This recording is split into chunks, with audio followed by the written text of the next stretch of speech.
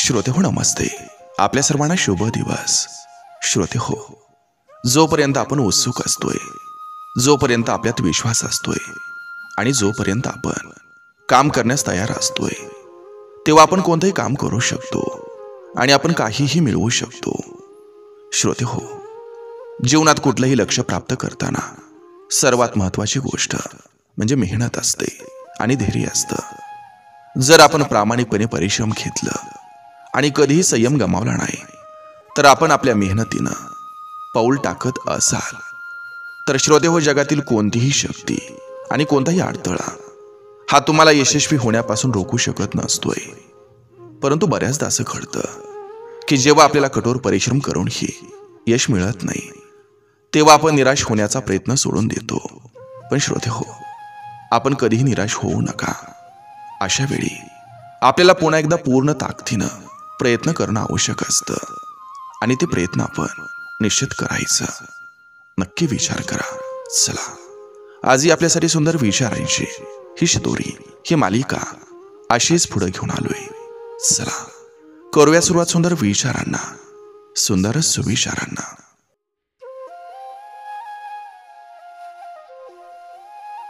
लाचार्याने खोटं बोलून जवळी करण्यापेक्षा सत्य बोलून दुश्मनी स्वीकारा, म्हणजे विश्वासघात होणार नाही. संपत्तीचा अहंकार हा नेहमी प्रगतीला संपवत असतो. पाठीमागे लागलेली संकट ही पुढे जाण्याचा मार्ग मोकळं करत असतात. खरेपणा सिद्ध करता येत नाही, म्हणून कित्येकदा खरी माणसं परिस्थितीमुळे खोटी पडतात.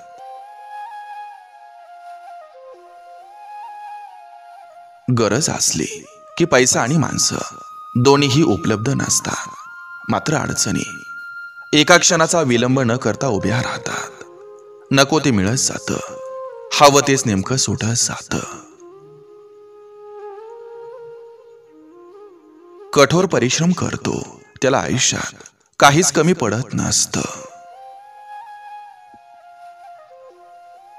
सहन करणारी माणसं ही दुःख कोणालाही सांगत नाहीत, त्यामुळे त्यांचं मन आणि शरीर हे सारखं आजारी पडतं.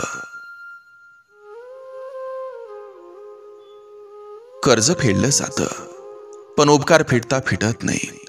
कर्जात व्याज जातं आणि उपकारात अस्तित्व. चांगलं कर्म करत राहा, कारण काळ कोणत्याही वेळी घाला घालेल हे सांगता येत नाही.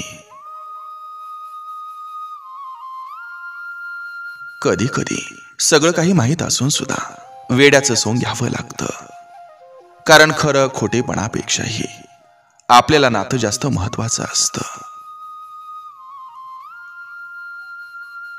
चांगल्या गोष्टी वेळ घेतात, पण वाट पाहण्याची तयारी असेल तरच त्या मिळतात.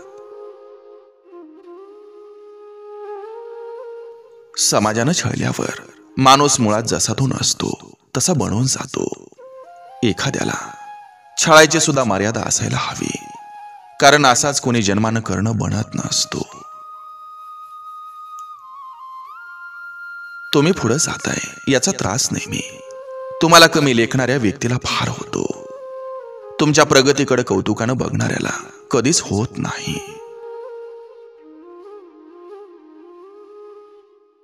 काही शब्द हे ओठांच्या आतमध्येच बरे असतात, नाहीतर व्यक्त करून परत आपणाला हृदयाशी घालमेल करायला लावतात.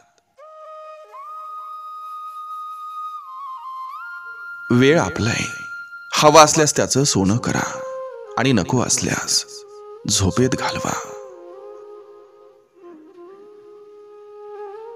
स्वप्न मिळवण्यासाठी हुशार नाही तर वेड व्हावं लागतं. मित्र नावाचा मित्र हा सोबत असला की अपयश नावाच्या शत्रूची कधीच भीती वाटत नाही.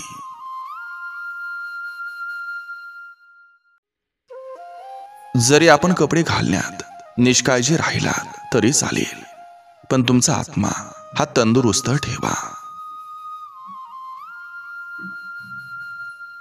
ज्या दिवशी आपली थोडी प्रगती झाली नाही, तो दिवस फुकट गेला असं समजा.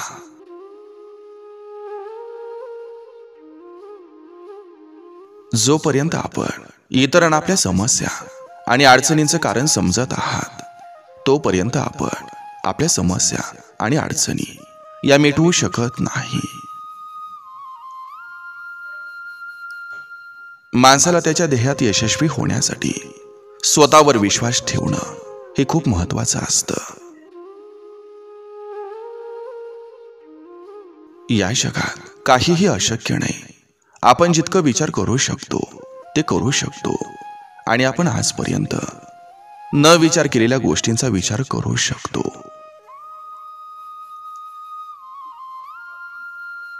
शहाणा माणूस स्वतः चुका करत नाही, उलट तो इतरांच्या चुकांमधून शिकत असतो.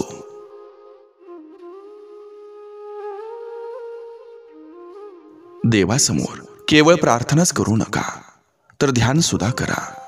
प्रार्थनेत आपण देवाशी बोलत असतो, तर ध्यानात देव आपल्याशी संवाद करत असतो.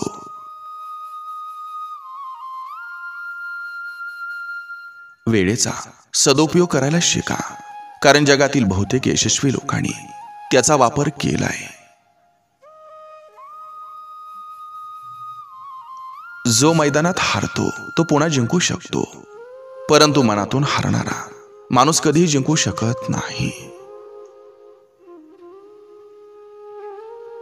कोणाच्या पाया पडून यशस्वी होण्यापेक्षा आपल्या स्वतःच्या पायावर यशस्वी होण्यासाठी मनातून ठरवणं चांगलं असतं.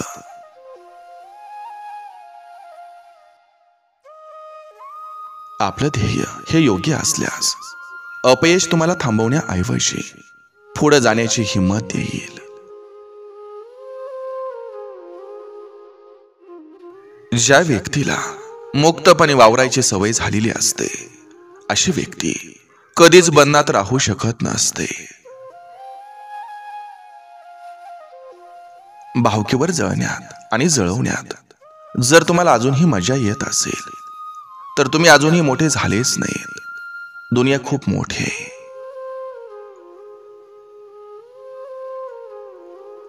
लोक आपल्या भावना कधी समजून घेत नाहीत. त्यांना फक्त त्यांचीच बाजू दिसत असते. स्वतःची काही चूक नसताना, कोणताही अपराध नसताना पदरी फक्त वाईटपणाच यावा यासारखं मोठं दुःख नसतं.